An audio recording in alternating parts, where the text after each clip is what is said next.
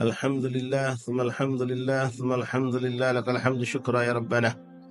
Bersyukur kita kehadirat Allah Subhanahu wa taala, Allah yang Maha Pengasih, Allah Maha Pemberi, Allah yang Maha Karim, yang tidak pernah putus memberikan nikmat demi nikmat kepada kita. Di antara nikmat yang terbesar, nikmat kita dimantapkan iman dan Islam dan diberikan taufik dan hidayah sehingga kita mampu melakukan taat kepada Allah Subhanahu wa taala.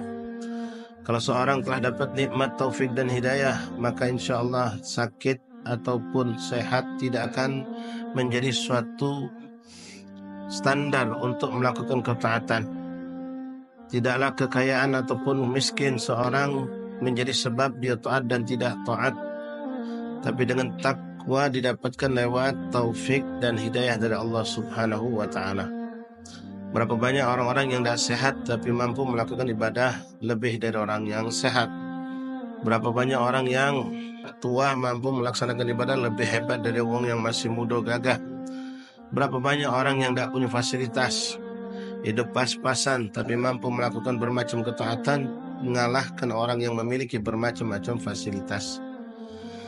Berapa banyak orang yang super sibuk mampu masih menyempatkan diri untuk ibadah kepada Allah, sementara sebagian orang memiliki waktu luang tapi tidak mampu beribadah kepada Allah Subhanahu wa ta'ala.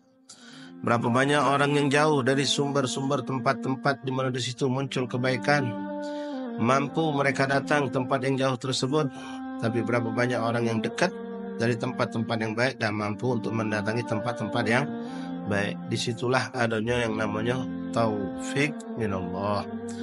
Qadr ta'ah lil makhluk limuti lillah subhanahu wa ta'ala, kemampuan seorang hamba yang diberikan Allah untuk taat kepada Allah subhanahu wa ta'ala.